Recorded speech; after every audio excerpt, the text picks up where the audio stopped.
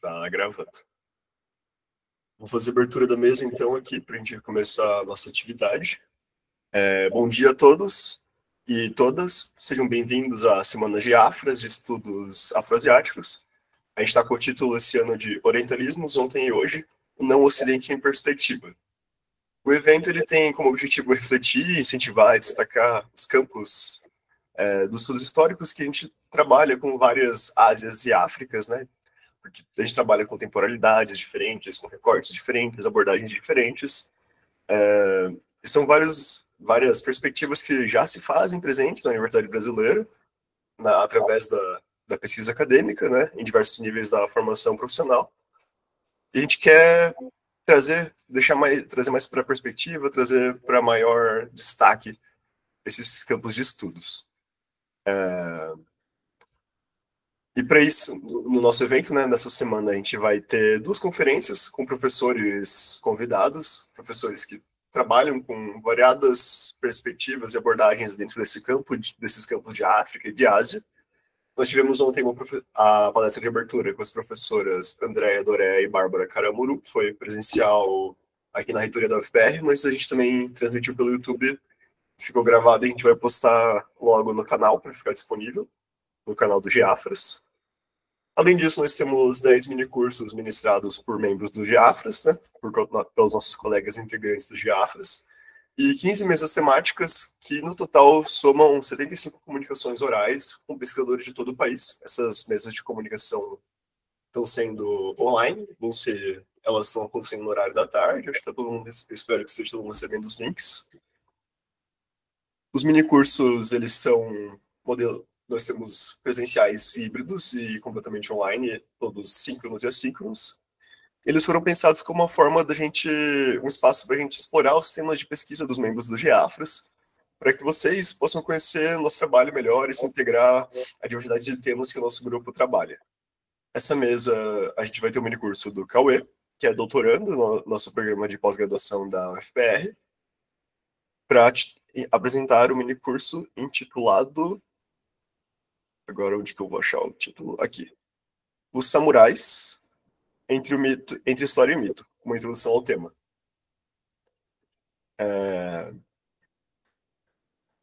Cauê, em nome da comissão organizadora da Semana do Geafras, eu agradeço a sua disponibilidade para organizar e ministrar esse minicurso para a gente. Eu agradeço também todos os presentes por estarem aqui compartilhando esse evento com a gente, esse momento que a gente está compartilhando nosso grupo com o mundo. Eu vou lembrar mais uma vez que essa aula está sendo gravada e ela vai ficar disponível para os participantes assíncronos. Eles vão receber um link de acesso para assistir a aula junto de uma questão avaliativa que deverá ser respondida em até 7 dias úteis após a recepção do link, para poder receber o certificado comprovando que eles acompanharam.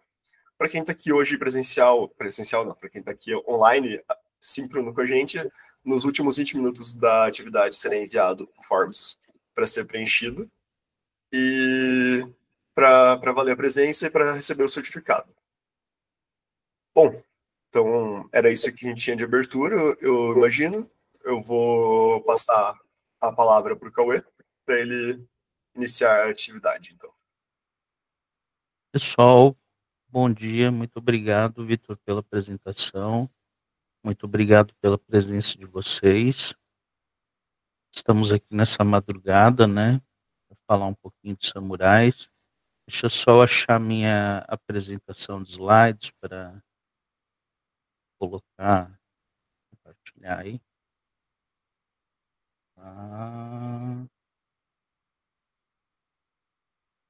Ok. Então, como o Vitor falou, eu sou doutorando em História pelo programa de pós-graduação em História da UFPR, né? E eu trabalho no mestrado eu trabalhei com a formação do estamento guerreiro japonês, com samurais enquanto um estamento social à parte e tal. No meu TCC na UFSC eu trabalhei uma documentação bem compacta de uma família que a gente poderia chamar de samurais da província de Izumi, E agora no doutorado eu estou trabalhando com a questão da consolidação regional de poder pelo clã Takeda na província de Kai ao longo dos séculos 15 e 16, principalmente, né? É, quero deixar meu agradecimento aqui também ao CNPq, né? Porque, enfim, por conta da bolsa de doutorado que eu estou podendo oferecer esse mini curso. Então, acho que é sempre importante ressaltar isso, né?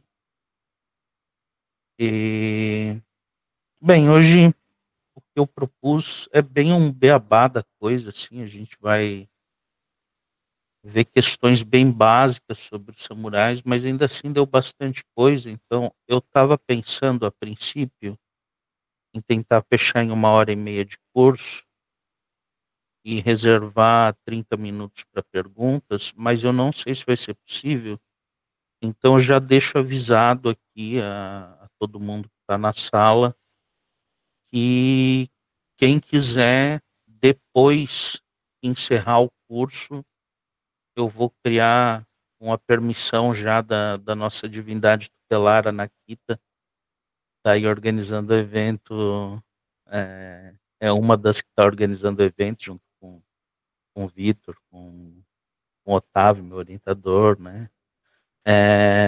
Eu vou criar uma sala própria no Meet para a gente bater um papo, quem quiser tirar dúvidas e tal. Aí até, sei lá, até 1 da tarde eu posso ficar conversando com vocês sobre samurais, se alguém tiver interesse. Só para deixar claro que, encerrando aqui, quem quiser, a gente faz um after aí. Aí não tem gravação nem nada, um pouquinho mais tranquilo. Então, o curso, como o Vitor falou, também se chama Os Samurais entre História e Mito, uma introdução ao tema, né? Eu propus esse título simples porque a gente está tendo de novo, os samurais estão vindo à tona de novo aos holofotes do Ocidente aqui de uma forma que eu não via, pelo menos desde, sei lá, quando lançaram aquele filme maravilhoso do Tom Cruise, O Último Samurai, assim, que na verdade é um rip-off do Dança com Lobos, só que passado no Japão, praticamente. Mas, enfim, a gente está tendo muitas produções interessantes sobre samurais, e vai para além dos filmes, né? A gente vai tratar brevemente disso, mas antes, é, bem, aqui então estão os meus trabalhos para referência, para quem depois quiser procurar.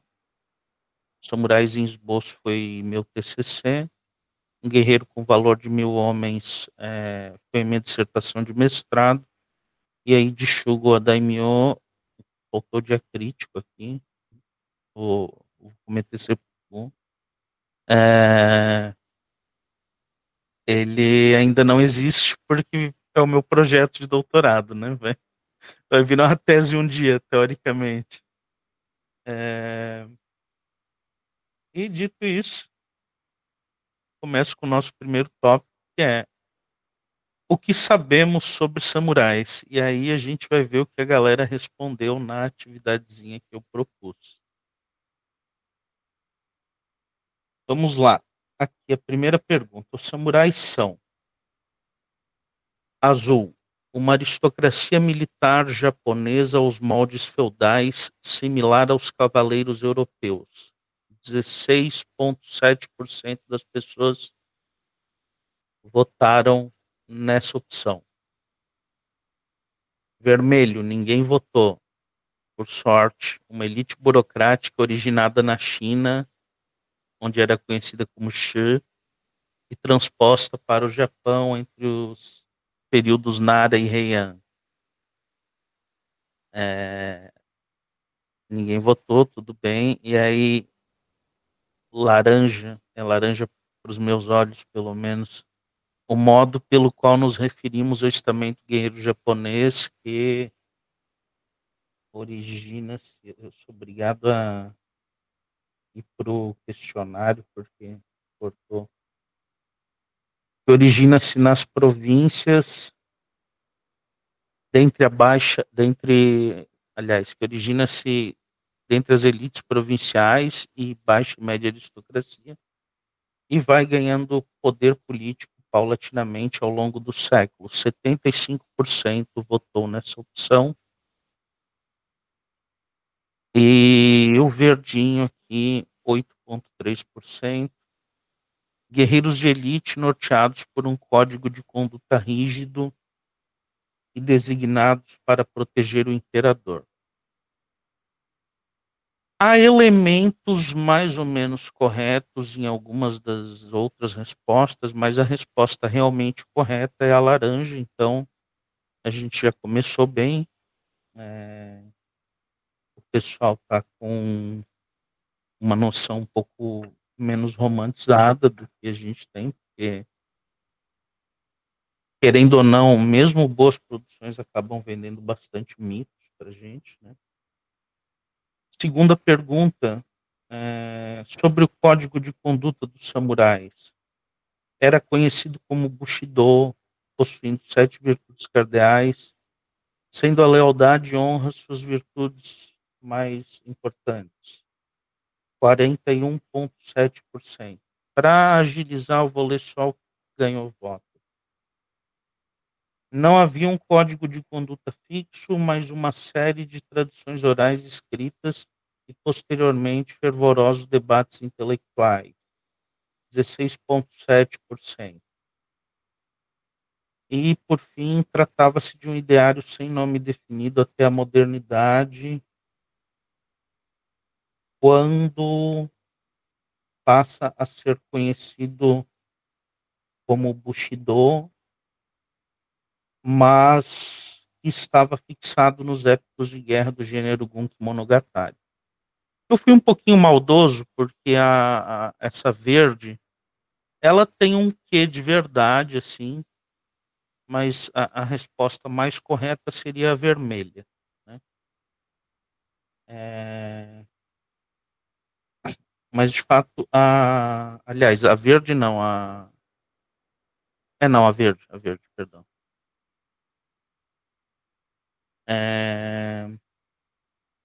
Então, assim, quem botou na verde também não está totalmente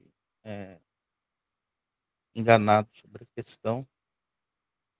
Aqui, sobre o modo de combate dos samurais. 25% botou que, pela maioria da história, foram conhecidos como uma elite de espadachins.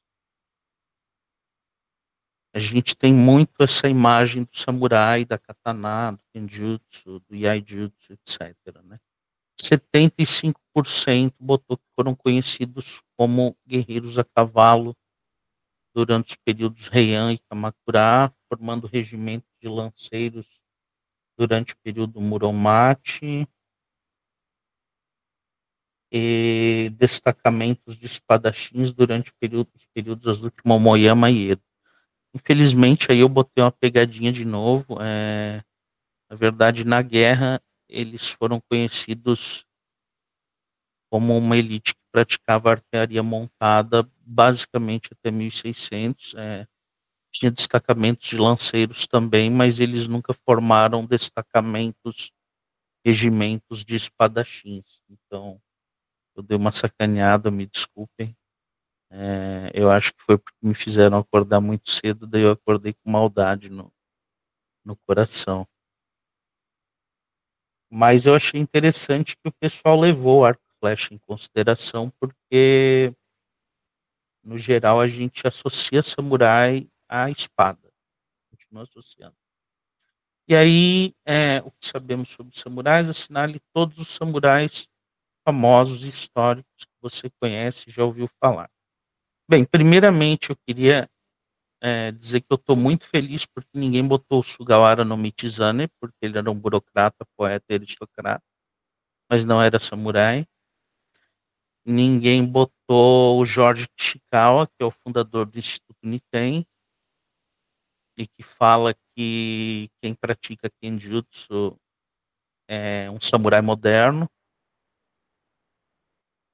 E só a Larissa, de sacanagem, botou o Fudo Myo, que trata-se de uma divindade budista.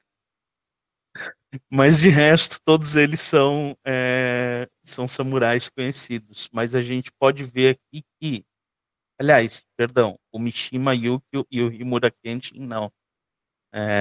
Himura Kenshin, para quem não sabe, é o protagonista do mangá e do anime Rurouni Kenshin, né? Ele não é um personagem histórico. Eu ouvi que ele era baseado num personagem histórico há muito tempo atrás, eu ouvi isso, mas muito loosely based, assim, né? E o Mishima Yukio é um escritor, ele, se eu não me engano, ele vinha de família que era samurai no período Edo, mas os samurais já tinham sido abolidos nos tempos do Mishima, né? Só que ele se mata de maneira muito dramática e tal, cometendo seppuku depois de tomar uma repartição pública com um grupo paramilitar que ele fundou e tal. Mas de resto a gente tem uma série de personagens históricos que são samurais, mas a gente pode ver que de longe Miyamoto Musashi, 10 pessoas conheciam, e Oda Nobunaga. Mas assim, Takeda Shingen, por exemplo, que era contemporâneo do Nobunaga, duas pessoas colocaram. Então, assim, o Oda Nobunaga, a gente ouve muito o nome dele, ele é ali o que a gente chama de um dos três unificadores, né? Se eu tivesse botado Tokugawa Ieyasu e Toyotomi Hideyoshi junto, provavelmente eles teriam tantos votos quanto Nobunaga, assim, né? Agora a gente vê que Musashi, que é relativamente uma figura bem desconhecida e de pouca importância em termos políticos e etc., na história japonesa, por conta do romance do Eiji Yoshikawa e depois do mangá Vagabond e dos filmes, etc. No Ocidente, ele é a figura mais conhecida quando a gente fala de samurais. Continua sendo. Ué, voltei? Ah, não. Ok. Então, como vemos os samurais? Aí eu trouxe aqui três representações que são dos últimos anos. Aí o Ghost of Tsushima é um pouquinho mais velho, mas saiu ano passado para o PC, então deu uma reavivada na franquia. Então a gente tem o Jin Sakai do Ghost of Tsushima, a gente tem o Yasuke do Assassin's Creed Shadows e a gente tem o Toranaga da série Shogun, baseada no romance do James Clavell, né? É, nessas três obras tem algumas coisas que a gente pode discutir aqui. O Ghost of Tsushima é todo a história dele é toda sobre um dilema entre seguir o que seria um caminho honrado do guerreiro, do samurai e tal, Bushido, ou adotar medidas mais práticas que envolveriam, digamos assim, lutar sujo e seriam e acabam manchando o personagem e tal. Então, esse dilema ele é meio clássico no cinema e na ficção moderna, apesar de não ser histórico, como a gente vai ver. Mas o Ghost of Tsushima traz isso, mas o mais interessante é que ele traz isso num período bem recuado, onde esses valores não eram nem cogitados, que é ali o século XIII, né? Não estou falando mal do jogo, tá? Como o jogo é maravilhoso. O Assassin's Creed Shadows, de forma bastante interessante, traz os samurais representados com maior nuance, assim, a gente tem ali samurais corruptos e tal, mas o protagonista samurai, que a gente tem dois protagonistas, né, uma shinobi e um samurai, o Yasuke, ele tem ali as características esperadas de um samurai. Ele é honrado, destemido, justo, leal, é gigante, mete porrada em todo mundo também. E vocês até podem tentar, digamos assim, lutar sujo com ele no jogo, usando stealth, etc. Mas dá para ver de longe que o personagem não foi pensado para isso. Assim.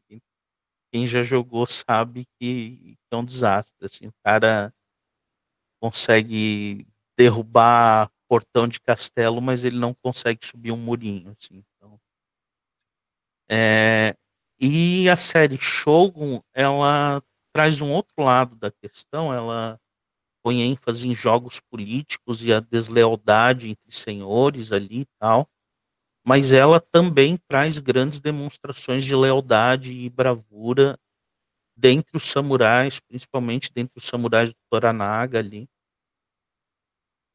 samurais que inclusive se cometem suicídio em prol da agenda política dele e tal. Mas a gente reunindo esse apanhado geral, o que a gente pode ver é que os principais atributos dos samurais na mídia são lealdade, bravura e um conceito de honra que não é um conceito de honra histórico. É um conceito de honra muito específico. É o honra igual jogar limpo. É uma honra que ela parece vir mais do sportsmanship das artes marciais do que qualquer outra coisa, assim. E claro, eles são sempre excelentes espadachins também, né? O foco no arco e flecha geralmente não está presente. Tendo dito isso, a gente deu uma abordada rápida sobre o que o pessoal tinha de ideia por samurai e como a gente vê os samurais na mídia. Agora eu queria trazer um pouco a questão histórica, começando por o que é um samurai, mas aí o que é um samurai bem na questão de termos mesmo, né? Na questão etimológica da coisa. Então, assim, samurai vem de um verbo do japonês arcaico, saburao, que é servir. Então, samurai barra saburai seria um serviçal, um servo, um atendente, que realizava tarefas diversas, mas ele era um servo da alta aristocracia. Ele podia, inclusive, realizar serviços domésticos, ele podia realizar serviços militares, mas assim, tinha samurai que era apto a realizar serviços militares, tinha samurai que não era apto a realizar serviços militares. Samurai era um servo, na origem da palavra. A gente pode ver no livro do Travesseiro, por exemplo, da Seishonagon, está traduzido para o português, e lá fala de atendentes e tal, e aquilo ali é tradução de samurai. Atendente servidor do palácio e tal. Esses samurais, eles possuíam quinto ou sexto grau de corte. A corte japonesa, ela não era dividida ali em títulos como duque, conde, barão, etc., marquês. Ela era dividida aos moldes da corte chinesa, inspirada em algum momento da China, pelo menos. Eu não sei até onde a China manteve essa divisão de court caps, de graus de corte e tal. Mas quando o Japão adota esse sistema, depois ele acaba refinando. Então, assim, os graus mais altos, o que a gente considera alta aristocracia, é o primeiro grau, e o segundo e o terceiro graus. Eles têm subdivisões entre si. Aí o quarto grau, às vezes o quinto, eles também têm subdivisões, a gente pode considerar uma média aristocracia. Sexto grau em diante seria uma baixa aristocracia. Mas, assim, quando eu falo, cara, é da baixa aristocracia, eu quero dizer que ele tinha alguns privilégios jurídicos e tal, mas, de modo geral, ele precisava de um patrono maior para garantir o sustento dele, porque esse pessoal de sexto grau ou menos realizava tarefas burocráticas ou tarefas domésticas ou coisa assim, mas eles não eram ricos nem nada disso, são muito distantes da nossa noção de aristocracia, assim, né? Então, a palavra samurai, a princípio, não tem nenhuma conotação militar, mas ainda assim, no Ocidente, eu não vou dizer que no Japão também não, mas no Japão tem outros termos que são igualmente utilizados, mas no Ocidente é o termo mais famoso para quando a gente vai falar dos guerreiros japoneses. Então, sendo assim, eu levanto a seguinte pergunta: o que a gente está falando quando a gente se refere a samurais? A gente está falando de uma série de outros termos que aparecem nas fontes.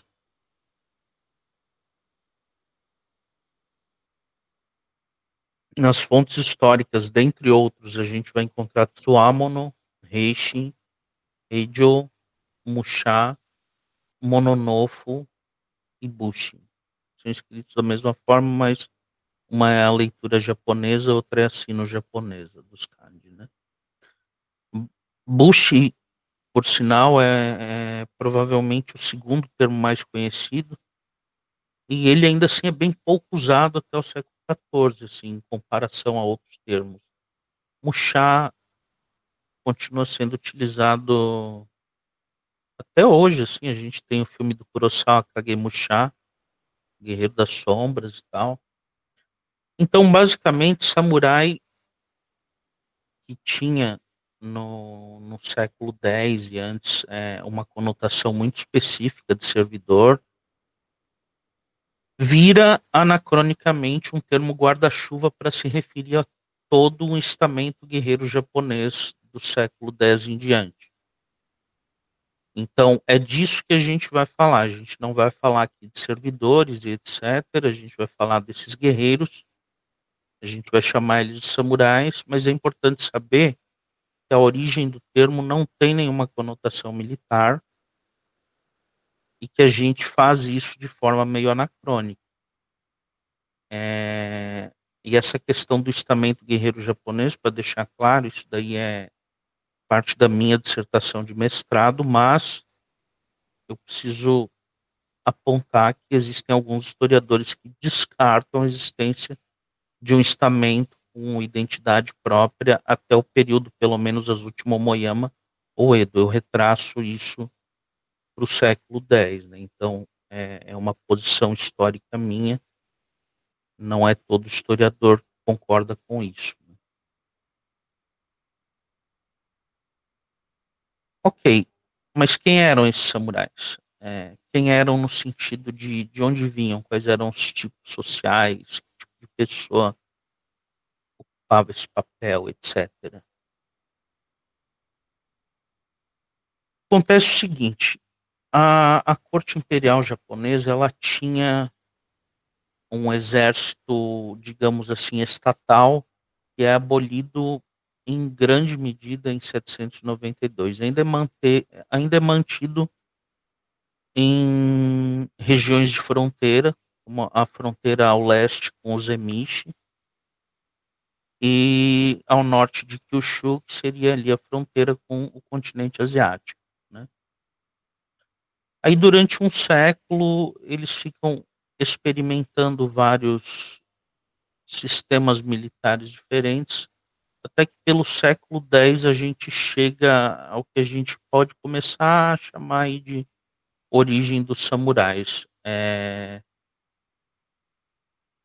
Dois grupos são de grande importância nessa narrativa. Um deles são os Aichokanjin, que são as elites provinciais, os agricultores e outros membros de elites lá das províncias, funcionários dos governos provinciais, mas eles não são aristocratas nem nada disso, são gente do campo, desligados do mundo da capital, desligados da corte, etc.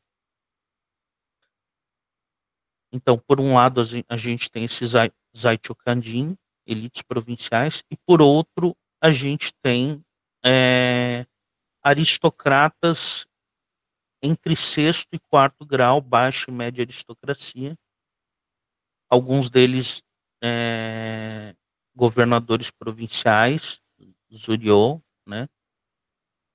Esses dois grupos juntos acabam montando a base do novo sistema militar.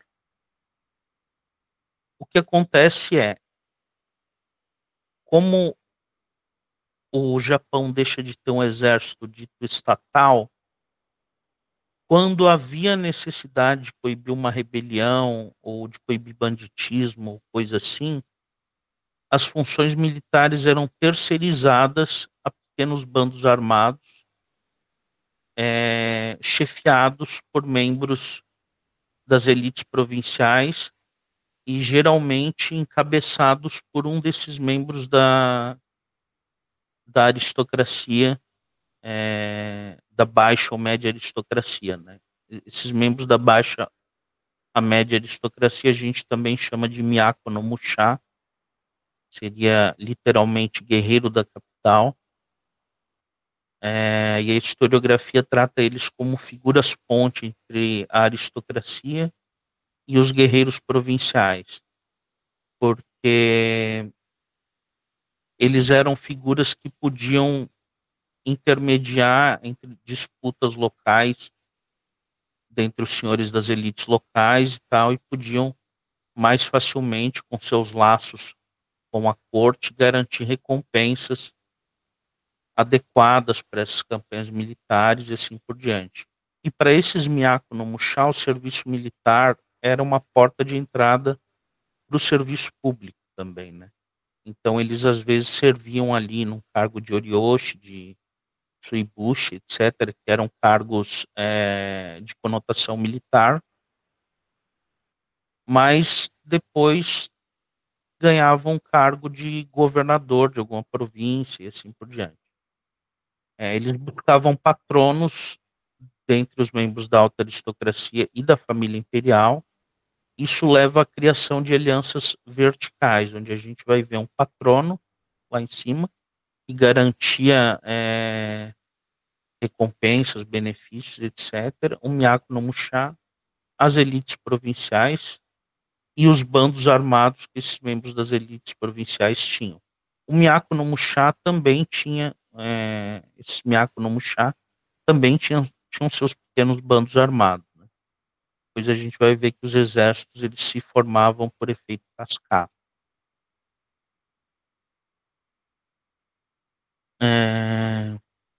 Então, só para recapitular, origem dos samurais, pelo século X, terceirização das funções militares para elites provinciais e para membros da média e baixa aristocracia da capital que iam servir nas províncias.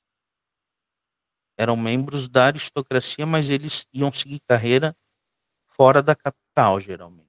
Eles continuavam tendo laço com a capital, geralmente residência na capital, etc., mas faziam sua carreira nas províncias.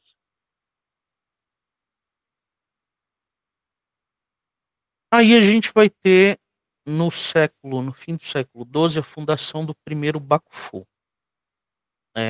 O que acontece? Antes disso, a gente tinha uma série de líderes guerreiros desses Miyako no Musha que podiam ser mobilizados para lutar. O Bakufu, quando ele se estabelece, Bakufu é o que a gente chama de shogunato em português, seria, em tese, o governo do shogun, mas é mais complexo que isso, só que, infelizmente, a questão do Bakufu a gente não vai poder entrar muito a fundo aqui. O que cabe ressaltar aqui é que o Bakufu ele tenta surgir como um líder corporativo dos guerreiros a nível nacional. Ele tenta impedir que outras grandes lideranças individuais continuem a surgir. Ele tenta ser o único líder nacional de guerreiros, de modo a se tornar um intermediário entre as necessidades da corte por serviço militar e os guerreiros. Enquanto antes a corte tinha uma série de opções de lideranças guerreiras, que ela inclusive podia usar uns contra os outros, quando era conveniente ou necessário. Agora, com o Bakufu se coloca como uma corporação que vai intermediar o contato da aristocracia com os guerreiros. E aí surgem novos tipos sociais. Surgem os Gokenin, e, muito grosso modo, a gente pode chamar de vassalos do Bakufu. Na verdade, assim, eles eram guerreiros que eram reconhecidos como serviçais do Bakufu, que deviam determinadas obrigações ao Bakufu e tal, mas eles não tinham, por ser Gokenin em si, eles não ganhavam nada em troca, exceto o privilégio de que eles não podiam ser julgados por outra corte que não as cortes do Bakufu. Então eles tinham a proteção jurídica das cortes da aristocracia e da justiça imperial e etc. Eles tinham que ser julgados pelo Bakufu. Mas assim, quando eu digo que eles não ganhavam nenhum benefício, é pelo título de Gokenin em si, porque aí eles ganhavam outros cargos que geralmente traziam benefícios de administração de terras e etc. Né? E aí, Higokenin é basicamente os outros guerreiros que sobraram e não foram tornados Gokenin. Porque a maioria dos Gokenin eram guerreiros da região de Kanto, lá no leste do Japão, onde hoje fica Tóquio. Então muitos foram excluídos desse processo quando se fundou o Bakufu, mas eles não deixaram de ter uma identidade guerreira, de praticar tradições militares privadas e etc.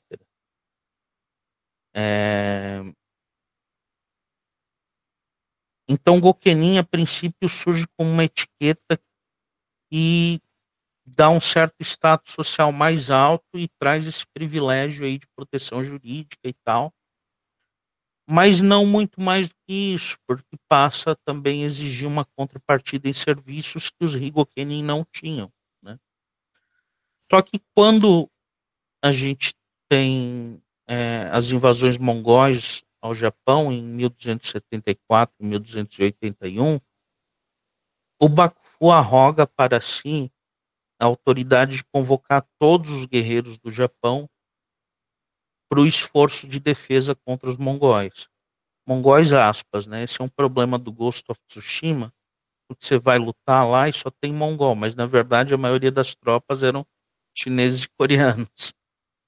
Mas está tudo bem.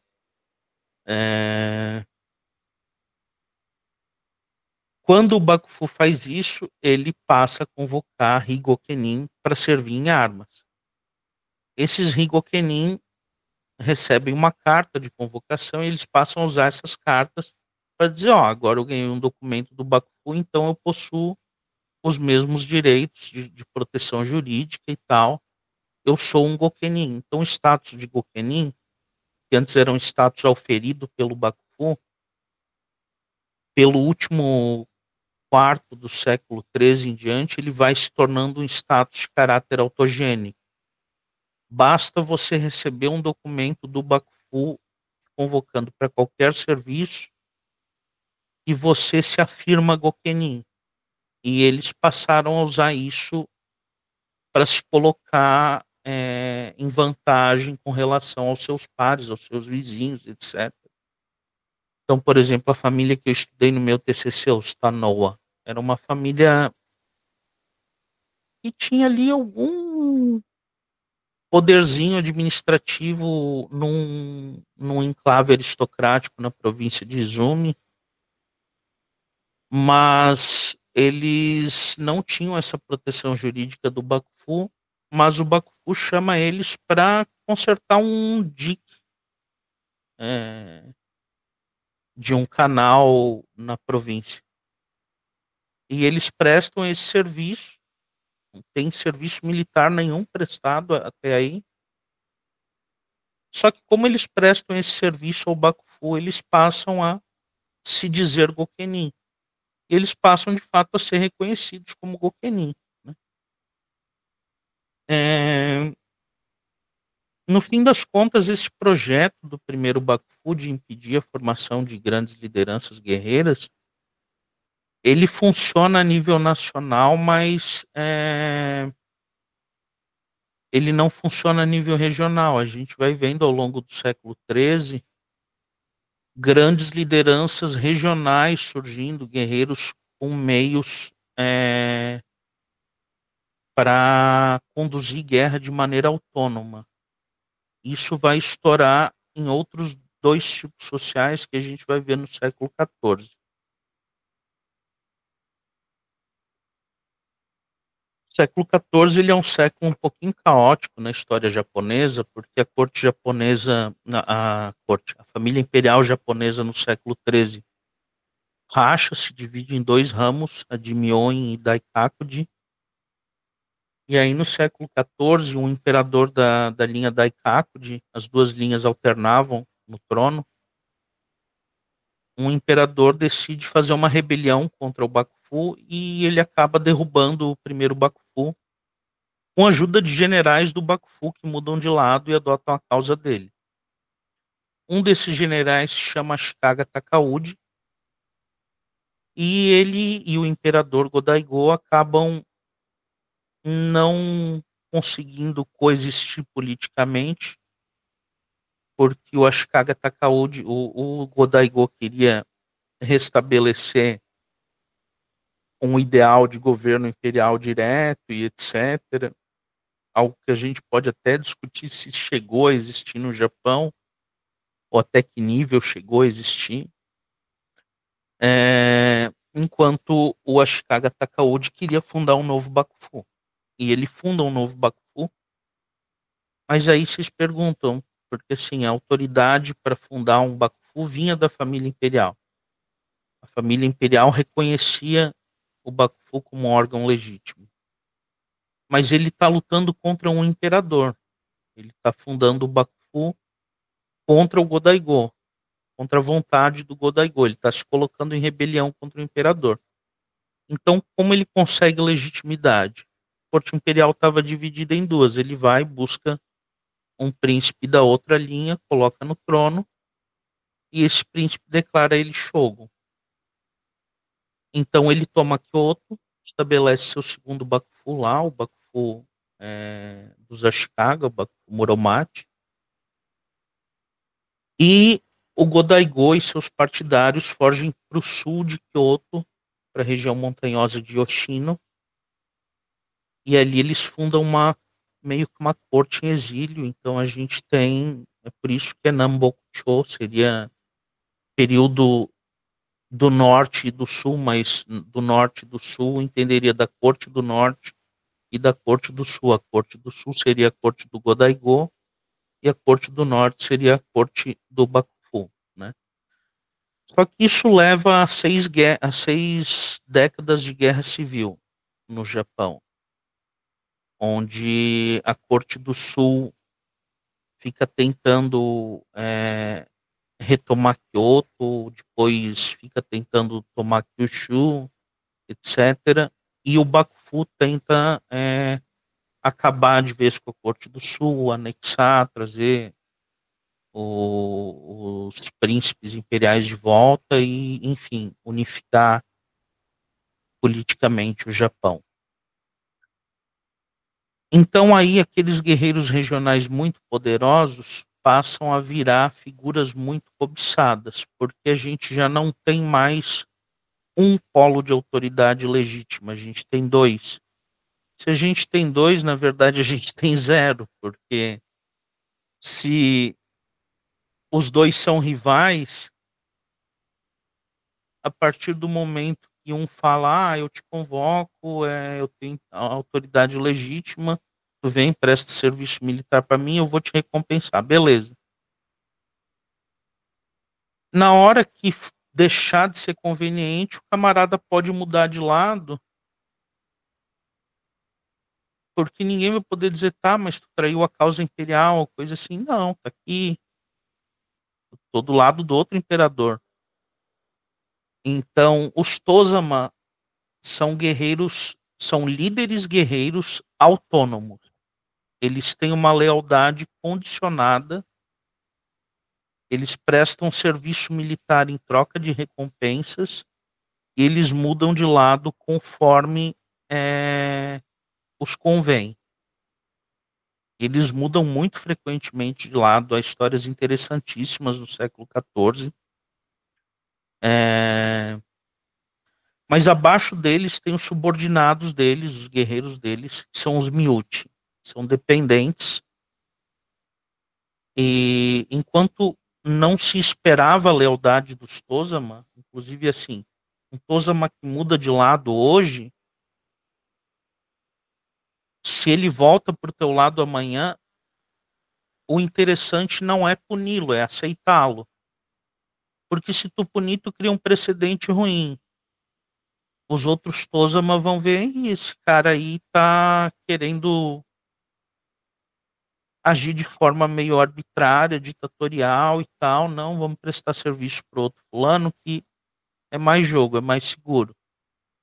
Agora, se em vez disso tu esquece que ele te traiu e tu recompensa ele, tu motiva ele a trazer o bando de guerreiros dele e continuar lutando por ti.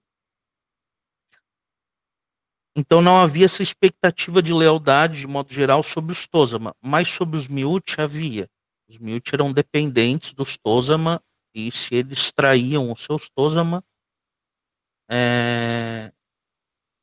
eles podiam ser caçados e mortos, etc., e era um comportamento condenável. No entanto, a lealdade dos Miúti era condicionada ao poder do Tozama em questão com relação ao seu nível de dependência dele. Então, quanto mais dependente o Miúti, mais poderoso o Tozama, maior a lealdade. Quanto mais poderoso o Miúti e mais fraco o Tozama para manter esse laço de dependência, menor a lealdade. Alguns Miúti conseguiam, com muita manobra política, se tornar Tozama, mas era um jogo perigoso, né?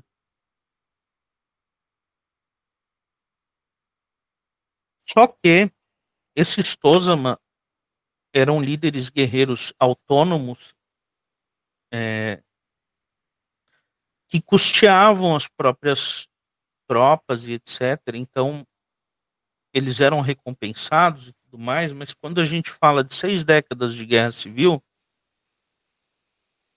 se você não tem algum meio de extrair receitas públicas massivas das províncias ou, enfim, da população geral, o cofre acaba, sabe? O cofre vai secar. Então, é, esses Tozama não tinham nenhum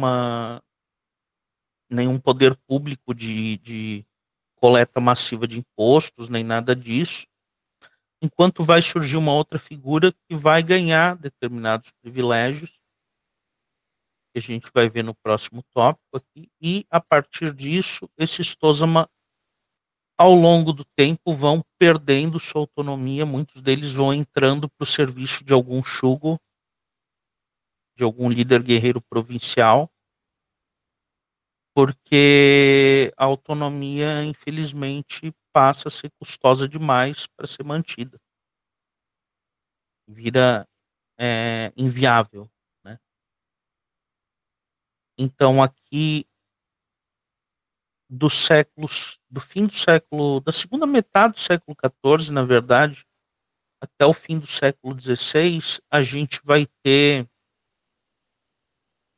outros tipos sociais num outro processo. São os Kokudin. Kokudin incluem os antigos Tozama, mas Kokudin é um termo genérico para todos os guerreiros provinciais. No caso, Kokudin é pessoa da província, né? Mas quando a gente fala de Kokudin nesse período, a gente está falando dos guerreiros provinciais. Muitos deles que tiveram que abandonar a sua autonomia. E aí os Shugo, que são funcionários do Bakufu, cada um com uma ou às vezes mais províncias, eles têm jurisdição sobre aquela província e eles têm determinados poderes que permitem a eles extrair uma grande renda dessas províncias. E com essa renda eles vão assenhorando os Kokudin aos poucos. O que a gente vê, então, é um lento processo de consolidação regional de poder, que é algo que eu estou trabalhando agora no doutorado, né? Mas a gente vê uma tensão que dura do século XIV ao fim do XVI, para até além, entre uma força centrípeta, uma força que quer manter a autonomia ou quer manter seus laços com a terra, etc., e uma força centrífuga, primeiro por parte dos Shugo e depois por parte dos Daimyo, que vão ser os senhores senhores territoriais do Sengoku Jidai e daí do período Edo, né? No fim desse processo, os Daimyo vão a força centrífuga vai vencer e os samurais vão ser desenraizados das suas terras e se tornarem majoritariamente estipendiários. Depois a gente vai rever isso, porque assim, tem que ficar claro que esse processo é uma generalização, isso nunca se dá por completo. Opa, que lugar é? Aí, rapidamente, eu queria tratar de algumas identidades limítrofes aqui. Samurais e aristocracia. Os samurais ali que estavam... A gente tem que entender que a aristocracia no Japão é diferente de guerreiro, né? A aristocracia é uma aristocracia civil burocrática fundada lá com o período Nara, alguns diriam até antes, enquanto os guerreiros são outra coisa. Alguns deles eram membros ali da baixa e média aristocracia, mas o que a gente vê é que os guerreiros de alto nível, conforme os séculos vão correndo, principalmente os senhores, os daimyo e os shogun e etc., eles buscam fraternizar com a aristocracia e obter honrarias de corte. Mas são pouquíssimos deles que passam a ser considerados aristocratas. Eles podem até obter essas honrarias e tal, mas eles não são vistos da mesma forma. Há exceções, por exemplo, o Ashikaga Yoshimitsu, o terceiro Shogun Ashikaga, talvez seja um dos melhores exemplos dessa exceção, porque ele consegue o primeiro grau e o posto de Daijo Daijin, então ele vira uma figura tão exaltada na corte que o imperador faz uma visita à mansão dele, e não o oposto. Mas, de modo geral, mesmo que eles não sejam vistos como aristocratas, essas honrarias que eles obtêm da corte colocam eles acima dos seus pares e facilitam determinadas manobras políticas. Enquanto isso, durante aquelas 6 décadas de guerra, pelo lado da Corte do Sul, a gente tem muitos generais que não são de origem guerreira, mas são de origem aristocrática. Só que eles não são considerados guerreiros, eles não são mobilizados da mesma forma que os guerreiros, nem nada disso. A gente só vai ver aristocratas em cargos de comando, a gente nunca vai ver eles recebendo cartas de convocação para lutar, com promessas de recompensa, etc. Então, por mais que eles tenham lutado, tem historiadores que argumentam, mas não havia essa distinção porque os aristocratas também lutavam. Sim, mas só em posições de comando. A gente não vê eles recebendo o mesmo tipo de documentação que os guerreiros provinciais recebiam. No entanto, algumas famílias aristocráticas deram origem a alguns clãs samurais. Por exemplo, o Oe no Hiromoto era de uma família da média aristocracia de tradição burocrática, e quando Minamoto Yoritomo funda o primeiro Bakufu em Kamakura, ele deixa Kyoto, estava tomada pelos Taira, vai para Kamakura e passa a servir em funções burocráticas. E os Zoe continuam servindo o primeiro Bakufu e tal, mas deles, do quarto filho do Oe no Hiromoto, vai surgir o clã Mori, que vai ser muito famoso no Sengoku Jidai, por exemplo. É o clã que, inclusive, é um dos clãs que vai ajudar a derrubar os Tokugawa no período Meiji, né? Ali no fim do período Edo, no caso, no Bakumatsu. Samurais e camponeses. Camponeses é um termo ruim, né? Mas se eu colocar Hyakusho, que seria o termo mais adequado, gera um outro problema, porque Hyakusho, muitas vezes, durante o século XIV, por exemplo, século XIII, XIV, perdão, passou a ser o termo que as elites do campo, que eram guerreiros, preferiram usar para se referir a si mesmos. E depois vai ter conotação de gente do povo. Mas nessa época tinha conotação de elite. Elite do campo, né? Então vamos usar camponeses por enquanto. O que importa saber aqui não havia um tecido social rígido entre esses grupos.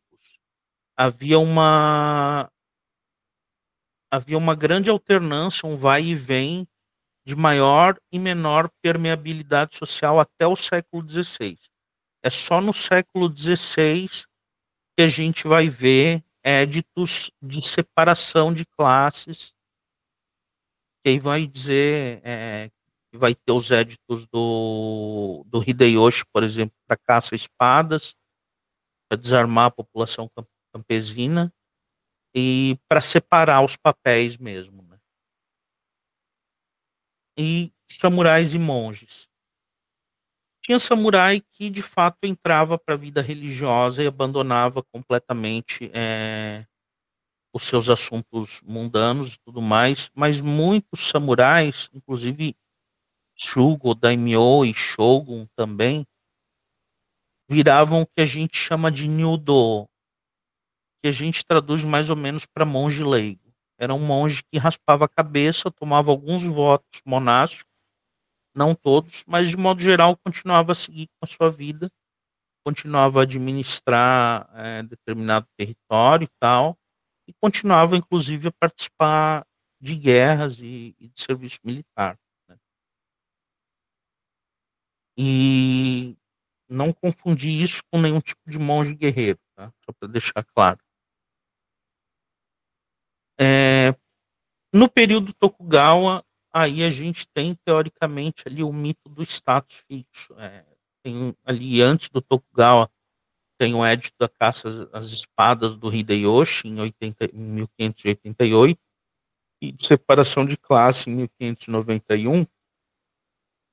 E aí, durante o período Tokugawa, 1600 a 1868, os samurais eles se tornam, de fato, uma elite governante com identidade social distinta, fixa e hereditária. Porém,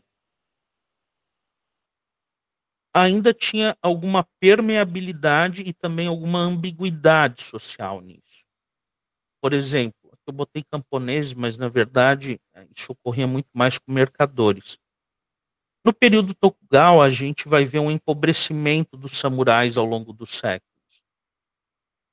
Então a gente vai ver samurais começarem a praticar outros ofícios e alguns desses samurais estão tão empobrecidos ou simplesmente compensa mais para eles abdicar do status samurai e seguir com o ofício de artesão ou com o ofício de líder de aldeia ou com o ofício de mercador. Já os comerciantes que na pirâmide social eram vistos na mais baixa posição ficam extremamente ricos no período Tokugawa. Então, alguns deles conseguem comprar ou até ganhar determinados privilégios samurais, como o privilégio de andar com 2 espadas na cintura. Aí a galera fica, ué, mas não é só samurai que podia? Não. Historicamente, a gente sempre vai encontrar exceções para essas coisas. Por isso que é complicado tratar dessas coisas, porque a história é uma zona, no fim das contas, né? A situação é bem mais caótica do que a gente espera.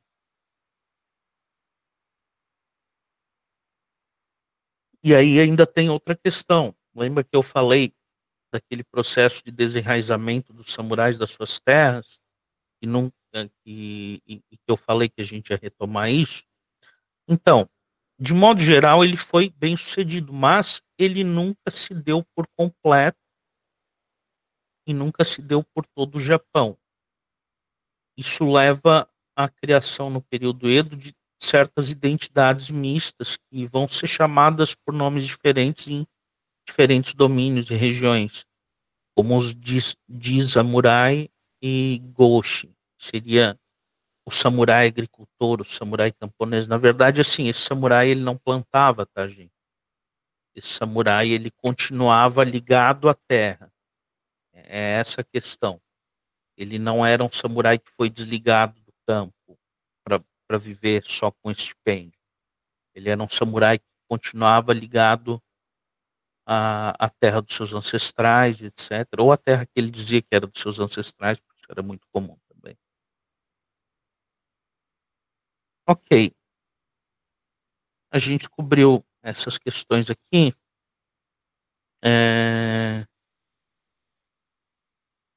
Fazer uma pergunta que agora talvez esteja até meio óbvia. Então, o que faziam os samurais, no fim das contas?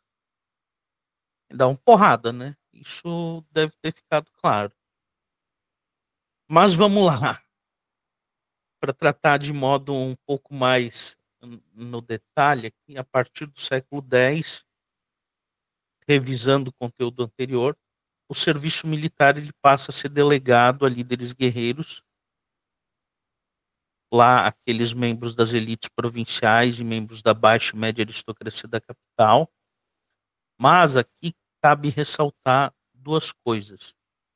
Eles mobilizam, eles ganham o chamado para o serviço militar, mas eles são obrigados a mobilizar redes privadas de seguidores para prestar esse serviço ao Estado. Então, cabe a eles fazer o seu networking ali nas províncias e tal, estarem ligados com essas lideranças guerreiras. E o armamento e treinamento também são adquiridos em caráter privado. Então, eles têm que chamar gente que já vem armada e que traga seus seguidores já armados.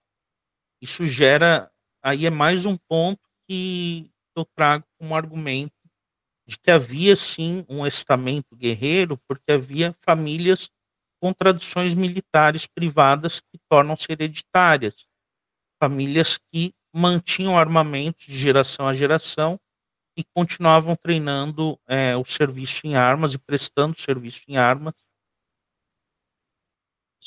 e que mantinham seus bandos de dependentes também armados.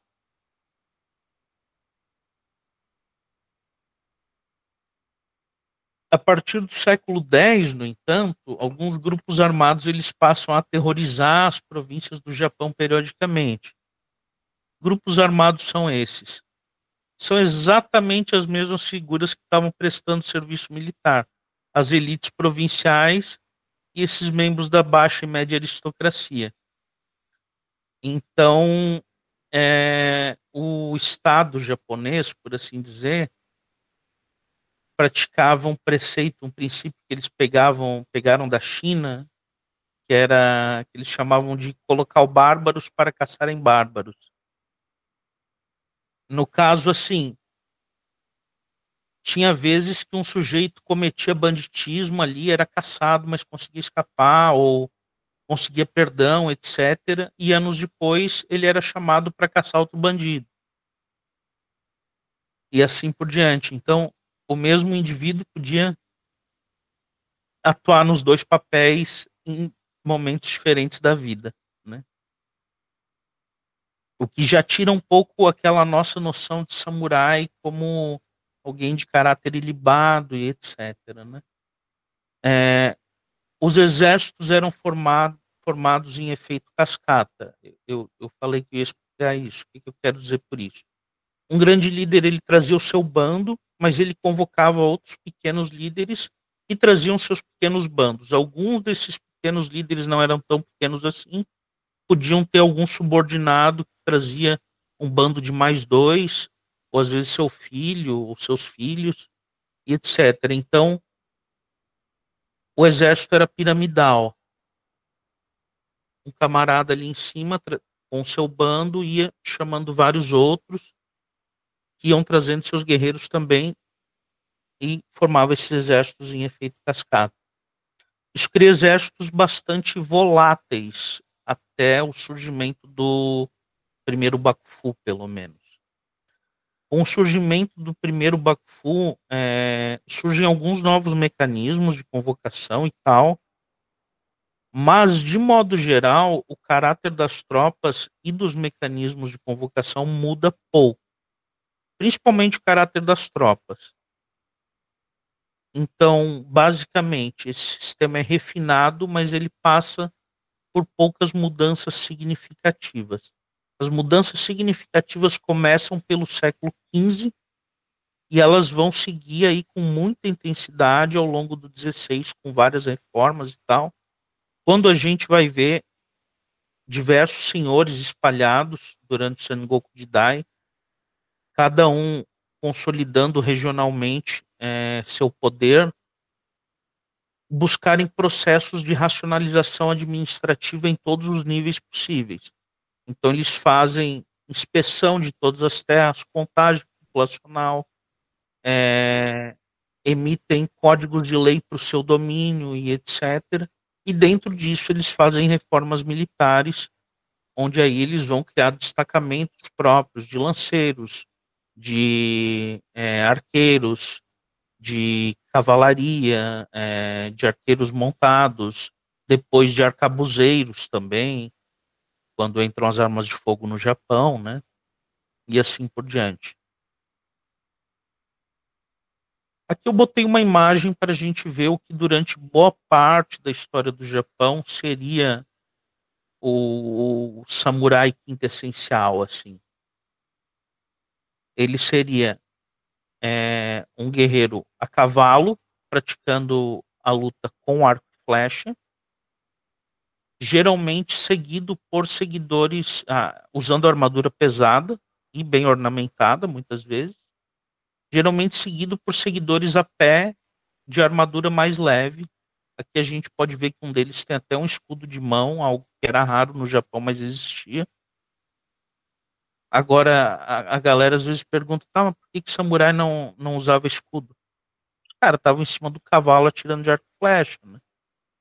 Fica complicado. A gente fala, os próprios japoneses falam que as ombreiras da armadura eram escudo dos samurais, né? Porque principalmente se a gente pega as armaduras mais antigas, as O e Oroi, elas tinham umas ombreiras enormes, assim. Então o cara encolhia a cabeça, fechava com elmo e aquelas duas ombreiras ali para tentar se proteger de flechas, né? As guerras do século X ao XVI eram lutadas majoritariamente por exércitos de samurais e seus dependentes, caso não tenha ficado claro.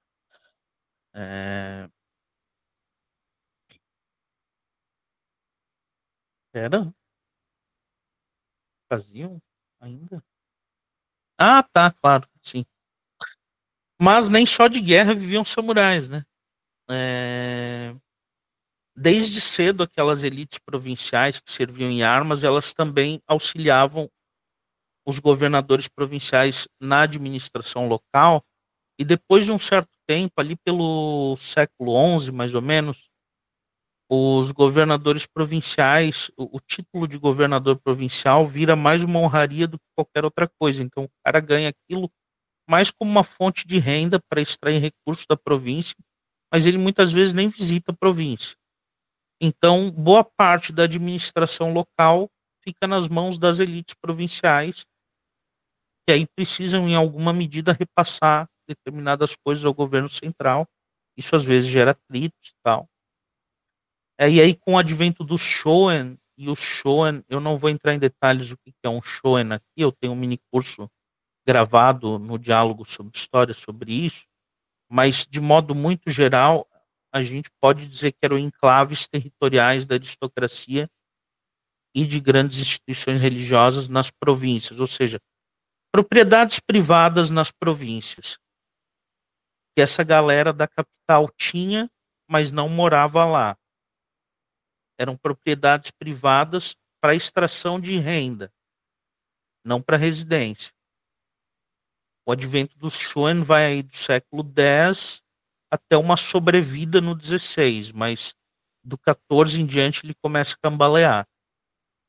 Então, os Shoen são essas propriedades. As elites provinciais, querendo ou não, também passam a servir em cargos administrativos nessas propriedades, porque os proprietários, membros dessas instituições religiosas ou membros da aristocracia, não residiam no local e não tinham necessariamente a simpatia da população local ou os meios de coagir a população local.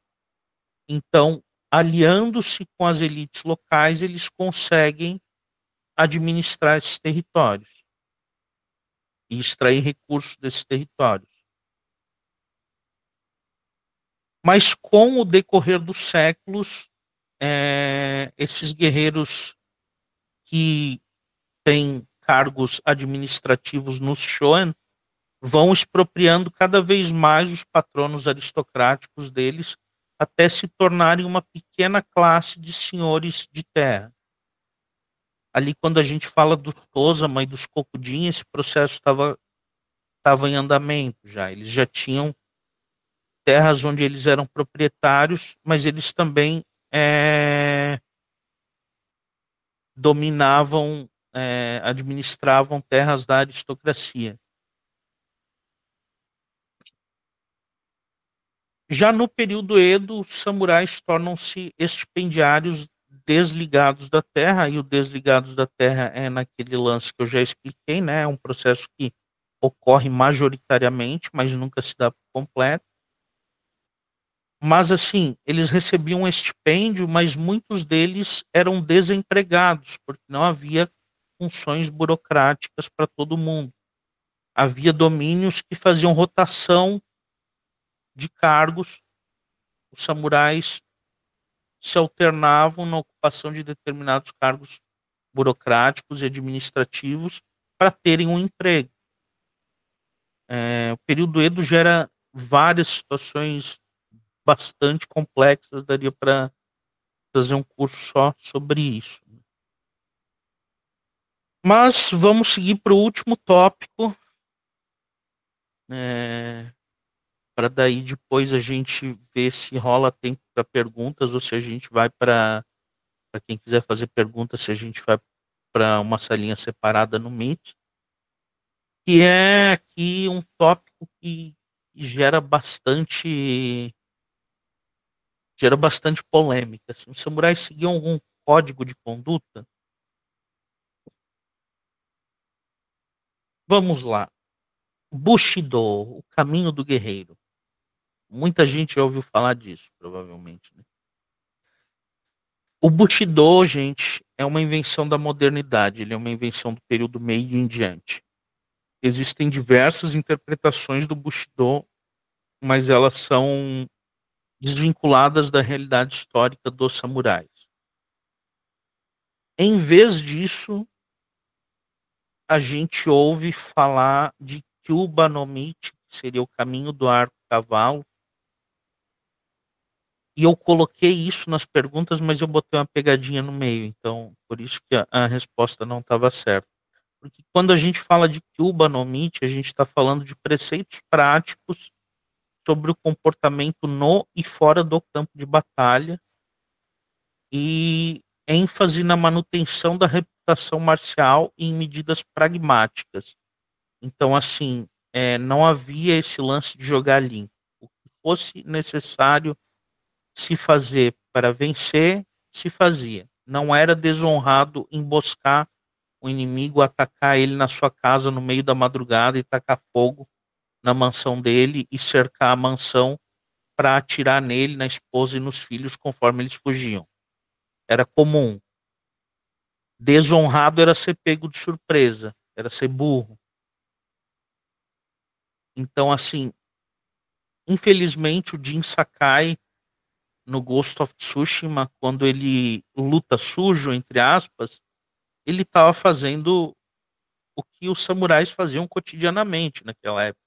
Ele estava lutando da maneira correta, porque ele está numa situação de combate assimétrico. Ele não vai lutar de modo bonitinho, justo, honrado e tal. Não é um torneio de artes marciais, sabe? É outra coisa. Mas esse Kyuba no Michi é um termo que a gente dá e às vezes a gente acha em fontes, mas isso não era escrito, não era nada disso e não era fixo, né? É, era meio que um ethos guerreiro, por assim dizer, mas não um código de conduta específico. O que a gente vai ter é, primeiro, a gente tem aqui elementos de uma cultura guerreira ou de uma cultura de guerra que eram gerais para esse estamento guerreiro como um todo. Na, e a tradução literal é homem, aliás, é nome, mas que é o que eles tinham por conceito de honra, honra enquanto nome, nome, reputação, etc. Nada mais era do que buscar a glória e evitar a vergonha. Emboscadas e força assimétrica não conferiam desonra ou vergonha, isso tem que ficar bem claro. Aí a gente tem o conceito de Chusetsu, de lealdade, que era muitas vezes uma lealdade condicional, como a lealdade dos Tozama, que era uma lealdade condicional ao recebimento de determinadas recompensas e aquele serviço em específico. Depois daquilo, o cara estava livre para fazer o que quiser. Óbvio que o que ocorre com relação à lealdade é o seguinte: quanto menos autônomo o guerreiro vai ficando e mais subordinado e dependente do seu senhor ele vai ficando, mais a lealdade vira um fator importante para os samurais. Então, no Sengoku Jidai, a gente começa a ver um culto à lealdade maior, no período Edo, muito maior, porque a dependência desses guerreiros para com seus senhores se torna quase absoluta. Agora, por exemplo, a gente fala de Ronin, o samurai sem senhor. Isso era algo que no século XIV não existia, porque não existia a condição de ter um senhor. Você não era obrigado a ter um senhor. Os Tozama não tinham senhores. Eles serviam quem eles queriam, quando eles queriam. Então, a lógica dos Ronin só se torna válida quando ter um senhor se torna uma pré-condição para você ser considerado um samurai regular, um samurai empregado, etc. a gente tem aí o Inuomono, Yabusame e expedições de caça. Inuomono eram umas competições que eles faziam para atirar de arco e flecha a cavalo em cachorros, mas eles usavam, eu li em alguns lugares que eles usavam flechas sem pontas, tá? Mas com certeza algum cachorro foi ferido nessa produção. É, Yabusame é praticado até hoje. Ficam alvos fixos e o guerreiro vai seguindo a cavalo e atirando. Buntori e Kubidiken, que era a caça e inspeção a cabeças, era um costume muito praticado, porque principalmente ali até o século XIII, os samurais eram recompensados por trazerem cabeças de oficiais inimigos. E aí tem várias histórias incríveis, assim, de samurais que diziam, eu trouxe a cabeça desse oficial, e aí eles, quando iam fazer inspeção e contagem, eles viam que tinha 11 cabeças do mesmo oficial, assim. Tinha gente que catava a cabeça é, de qualquer guerreiro morto ali e dizia que era de algum oficial inimigo e tal. Às vezes dava uma ajeitada na cabeça e assim por diante.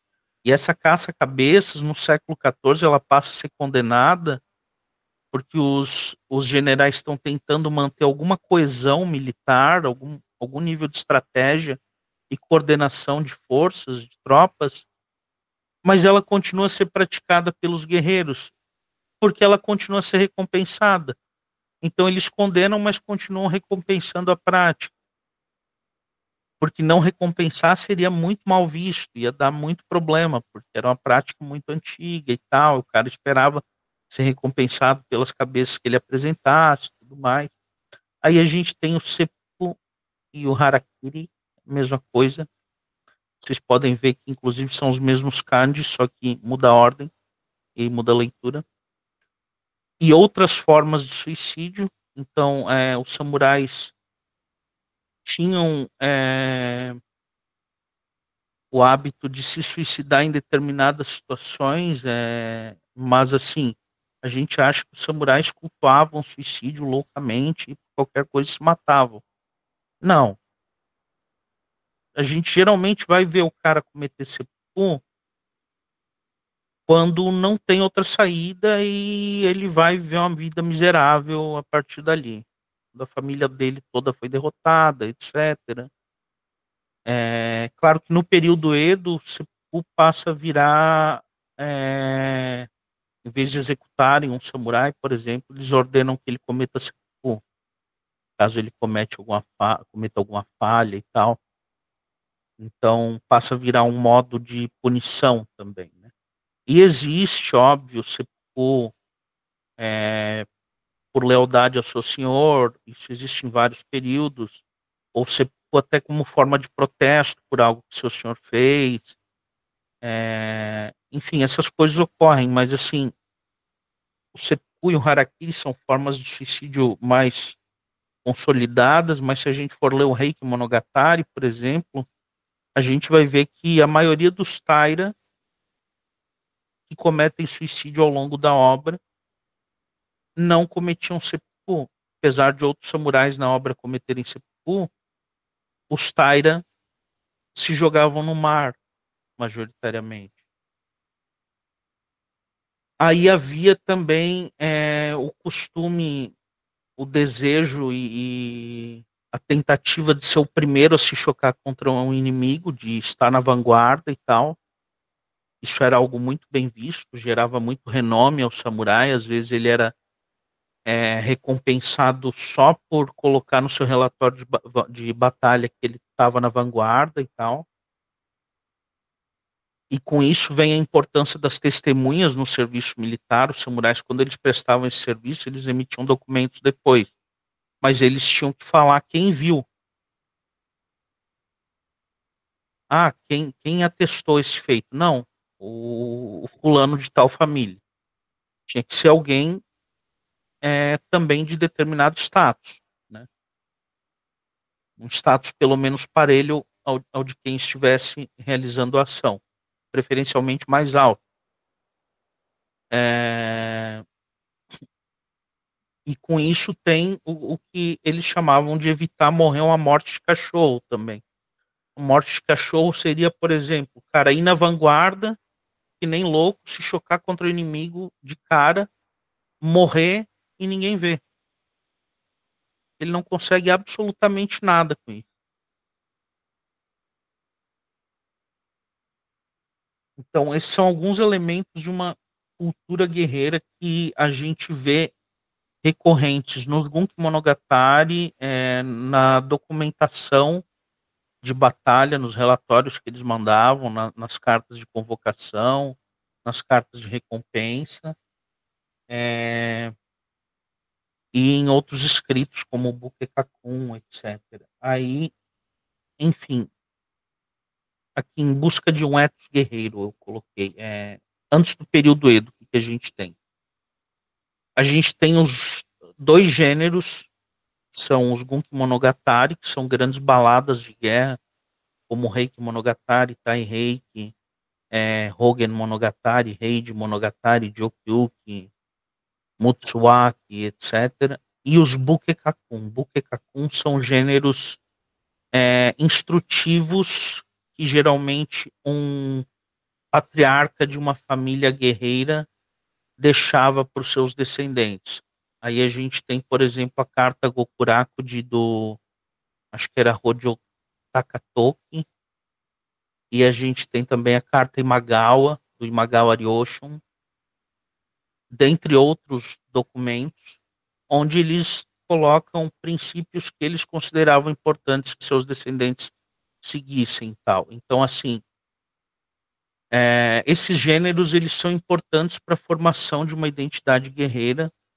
Eles montam um certo ideal guerreiro, tanto ali nos Gunki Monogatari quanto nesses Bukekakun, mas não é nada fixado na pedra, assim, sabe? Não é aquele negócio do Bushido, 7 virtudes, etc e tal. Não.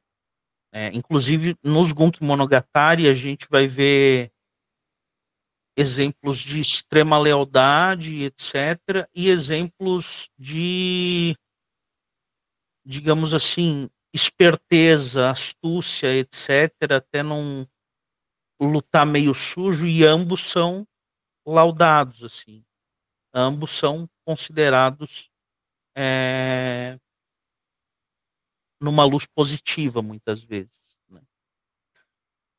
E a gente tem um princípio que corre por toda a história dos samurais aí, que é o princípio do Bunburyo-do, que seria a união das virtudes cívicas e militares. Isso é para um determinado extrato de samurais mais letrados e tal, mas conforme os samurais, no geral, vão se tornando coletivamente mais letrados, isso vai virando mais importante. No período Edo é um dos ideais do guerreiro ali, o ideal do guerreiro letrado e tudo mais. Durante o período Edo a gente tem, bem, isso a gente tem durante a história japonesa inteira, né? Mas durante o período Edo a gente tem forte influência de princípios confucionistas na tentativa de formações de diferentes etos guerreiros. E a gente tem grandes debates intelectuais e obras diversas sobre a ética guerreira, sem nenhum consenso. Por exemplo, duas grandes obras, o Hagakure e o Budo Shoshinshu, do Yamamoto Tsunetomo e do Daidoji Yuzan, são quase contemporâneas as obras, e elas são quase completamente opostas, assim. O Hagakure, inclusive, é meio contrário ao Bunburyo-do. Ele fala, o guerreiro, o samurai deve ser, acima de tudo, um guerreiro, um soldado. Se ele lê, ele preferencialmente deve queimar o livro depois. Ele não é para ficar praticando poesia, caligrafia e essas futilidades, e não é para isso que ele existe. Enquanto o Budo Shoshinshu está bem alinhado ao princípio do Bunburyo-do, e a outros princípios confucionistas no geral.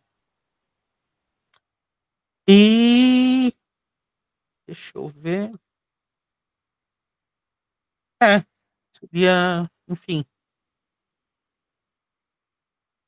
seria isso. Aí a gente tem uma bibliografia aqui para quem quiser. Se alguém quiser os slides, pessoal, é só pedir que eu vou deixar meu e-mail aqui.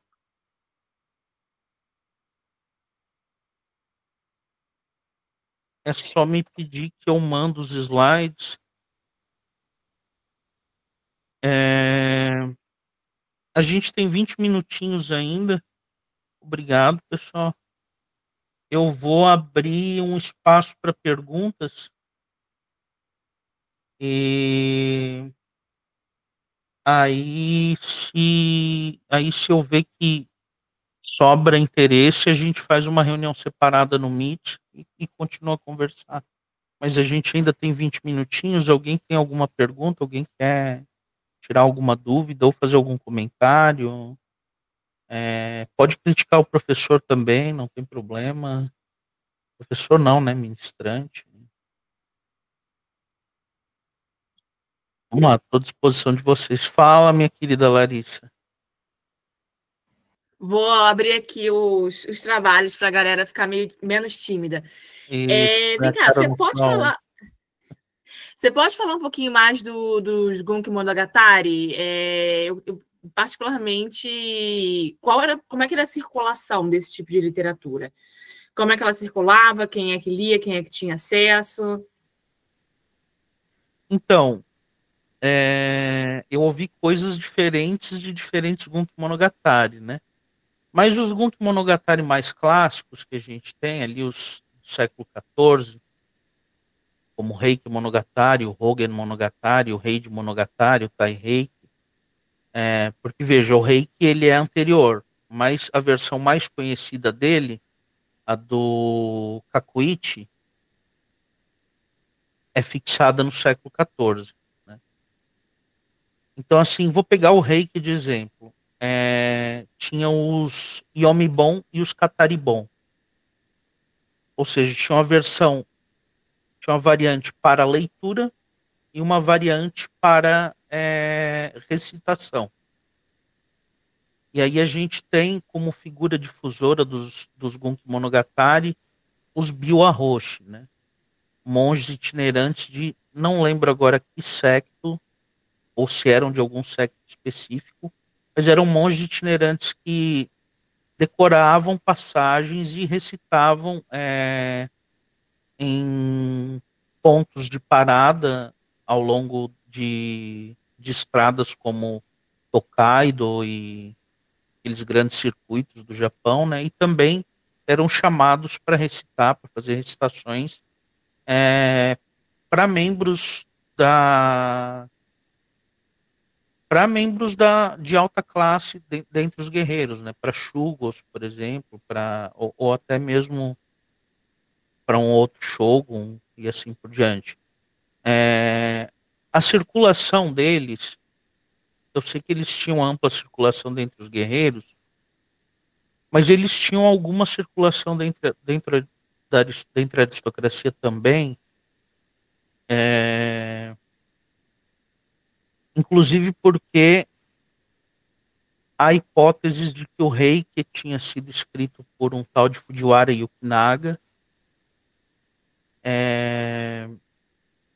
E se a gente for pegar os mais antigos, como o Shomonki e o Mutsuaki, eles provavelmente foram escritos por monges. A presença de uma estética budista da impermanência e tal é muito forte na maioria dos Gunki Monogatari, né? Mas a gente vê que tem certas coisas ali dentro dessas obras que fica muito difícil ver essas obras como não sendo partilhadas com a aristocracia também, sabe? Porque tu vê elementos muito próprios de uma cultura aristocrática ali. Então, principalmente no Reiki, por exemplo. O Tai Reiki já nem tanto. mas o Reiki tem vários episódios do Reiki que comenta em minúcias ritos próprios da corte imperial e etc. E questões muito ligadas a esse mundo da capital, assim, né? E o guerreiro, às vezes, eu teria que ver mais, eu não posso te dar certeza sobre isso, mas a minha visão é que mesmo nos Gunki Monogatari, o guerreiro ainda é representado na terceira pessoa, assim, é visto como o outro. Geralmente a gente não está falando de o guerreiro como ele se vê, né? A gente está falando de como a sociedade japonesa via esse guerreiro. E por a sociedade japonesa, geralmente era um monge ou alguma figura assim, né? Opa, Marcos, grande abraço, meu querido. Valeu pela presença. Muito obrigado. Não sei se respondi tua pergunta, Larissa.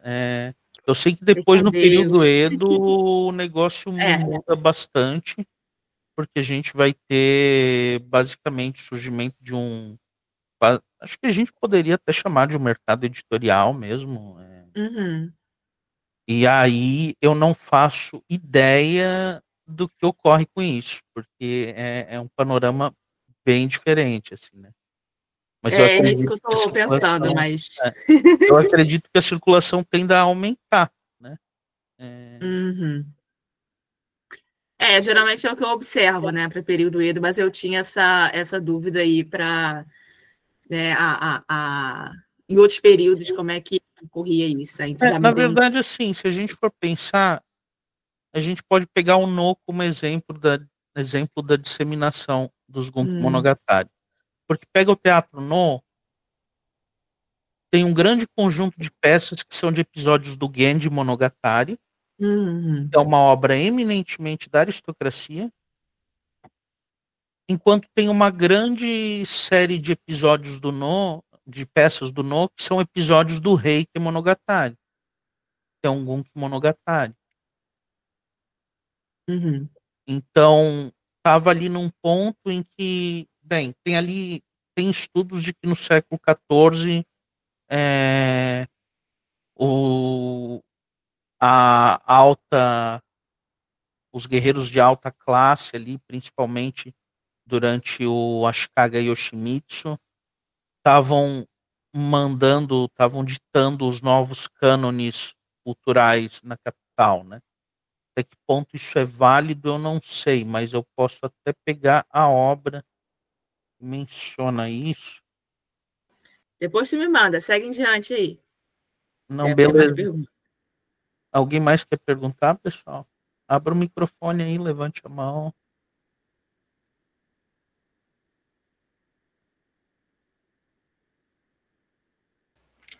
Tem umas perguntas aqui no chat. Opa, Eu posso ler daí? Da Larissa Conte, em que ela perguntou: existiam mulheres samurais? opa, Como meu elas Deus, eram. peraí que Opa, eu sem querer abri outra aba aqui e começou a tocar série do nada. tranquilo. Perdão. Mulheres samurais. E como elas eram vistas na classe dos samurais? Então, essa é uma questão complexa e problemática. Que existia, é fato. Agora a questão é o que a gente está falando por mulher samurai. No período Edo, por exemplo, uma mulher samurai é uma mulher de família samurai. Ela vai ter determinadas expectativas sociais que são diferentes de uma mulher que não seja de família samurai. Mas eu sei pouco do reino das mulheres samurais durante o período Edo.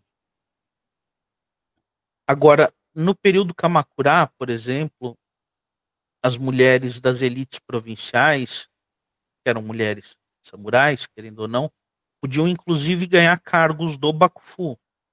A gente vê mulheres ocupando um cargo muito importante do Bakufu, que era o cargo de Jito, que era um cargo de administração num daqueles shoen da aristocracia, mas era um cargo que não era dado pelo dono da terra, era dado pelo Bakufu para o cara administrar a terra do fulano como prêmio, assim.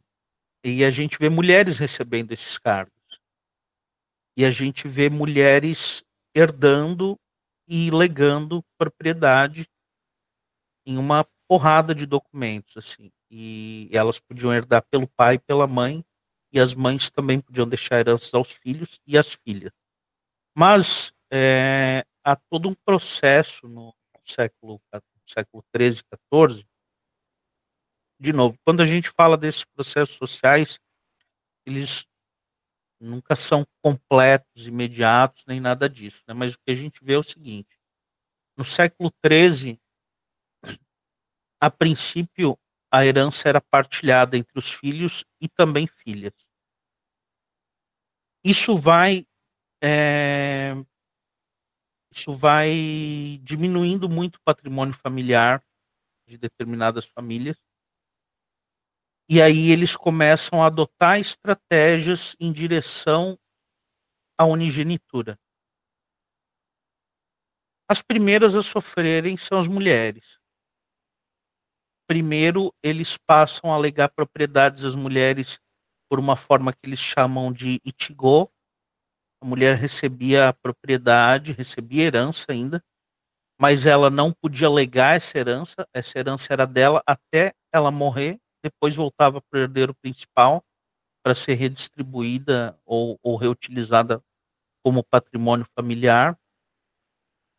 E depois os filhos secundários também vão passar a ser excluídos. Primeiro vão ganhar menos propriedades, depois vão ser excluídos e vai ser declarado que o herdeiro principal deve prover o sustento dos membros da família, mas ele fica com todo o portfólio de terra.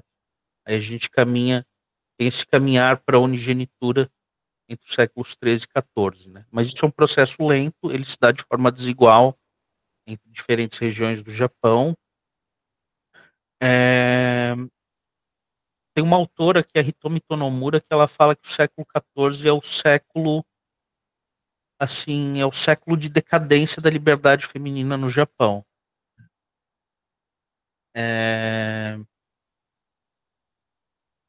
Agora eu acho que qual o nome da menina que perguntou, perdão? Larissa Conte. É Larissa também. Eu acho que a Larissa está querendo saber mais especificamente de mulheres samurais no sentido de campo de batalha, eu presumo, né? Tá com raiva da Tonomu. Então, no campo de batalha, a gente sabe que mulheres lutaram. A gente tem alguns documentos atestando isso, mas essa documentação é esparsa, é bem escassa. E, assim, a gente também tem grandes personagens femininas em alguns Gunki Monogatari, como a Tomoe Gozen. Mas, nesse caso, são personagens que a galera procurou. Há uma série de estudos sobre, mas não conseguiram ligar personagens históricos. Então, o que eu diria é, sim, houveram mulheres samurais que lutaram, mas isso provavelmente não era um fenômeno tão comum quanto os homens lutarem, e é um fenômeno subdocumentado. E há poucos estudos sobre isso e que estejam, assim, na verdade, até hoje eu não li nenhum estudo sério específico sobre isso. O que eu vejo tem uma obra inteira ali falando sobre samurais, em determinado momento o cara vai e ele dedica meio parágrafo a dizer, as mulheres também lutavam, tá? E daí ele dá duas fontes, mas fica meio que por aí, sabe? Eu acredito que em língua japonesa talvez haja uma bibliografia mais ampla sobre o assunto, só que piratear livro japonês é bem difícil, gente. Eu tô começando nessa. Putz, está gravado, né? Eu não tô pirateando livro nem nada disso. Eu tô começando a importar livros, o que também é verdade.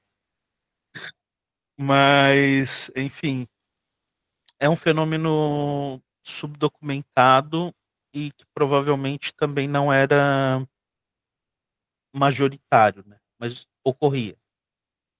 E no período Edo, algumas mulheres samurais carregavam também. Não vou dizer só no período Edo, mas no período Edo a gente vê exemplos mais claros disso. Elas carregavam um mesmo senso de honra e prestígio e tal, que os seus familiares masculinos, né? Tanto é que a gente vê cenas de suicídios femininos ao longo da história japonesa. Eu queria puxar um artigo agora, que tem um artigo muito interessante, mostra no período Edo duas irmãs, eu acho que foi o pai delas que tinha sido morto, e elas juraram vingar a morte do pai. Elas não eram samurais, elas eram camponesas. Elas aprenderam Kenjutsu com a ajuda de um samurai. Elas foram atrás do cara que matou o pai delas. Elas conseguiram autorização do governo para praticar a vingança legalizada. E elas mataram o cara. Tem um artigo que conta essa história todinha. Eu só não estou lembrando o nome dele agora, mas pode me mandar um e-mail depois que eu vou procurar direitinho. Tem alguma coisa a ver com Blood Revenge, a Practice of Blood Revenge, algo assim, mas depois eu vejo exatamente qual é o artigo. Não sei se respondi tua pergunta, Larissa. Foram duas Larissas.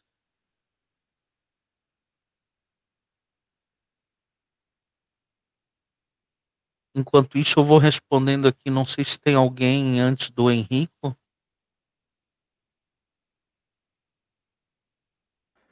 Tem alguém mais que perguntou? Tem uma da Elisa Moreira. Não sei se você quer que eu faça encerramento antes do meio-dia, ou se dá tempo de responder ainda. Pode fazer o encerramento. Essa sala, vocês precisam fechar ela daí? Eu acho que eu consigo deixar ela aberta depois que eu sair. É? Só que daí eu vou parar a gravação depois do encerramento, só pra Aham. Não, formalidades. beleza, a gente encerra, daí eu respondo sobre o Yasuke e eu respondo a pergunta do Henrique também. Nada, Larissa. Podemos ir para o rito de encerramento, então. Tô fazendo o rito. Então, com isso, nós encerramos este mini curso. Novamente agradecendo ao Cauê pela belíssima aula que ele deu, né? Desmistificando os mitos dos samurais. Também gostaria de agradecer aos ouvintes que se dispuseram a estar conosco nesta manhã. E lembramos que, segundo o cronograma previsto em nossa convocatória da Semana Geafras, os certificados serão enviados por e-mail até o dia 31 de julho. E para todos, né, que preencherem corretamente as listas de presenças em cada uma das atividades desta semana.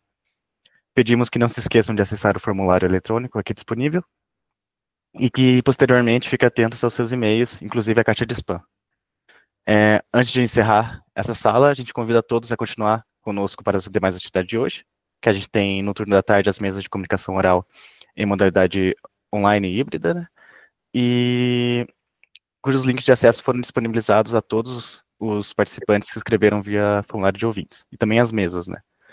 E aqueles presentes na cidade de Curitiba, reiteramos o convite para que participem conosco presencialmente nas atividades na sala Professor Homero de Barros, primeiro andar do edifício Pedro I, no campus, né, da reitoria da Universidade Federal do Paraná.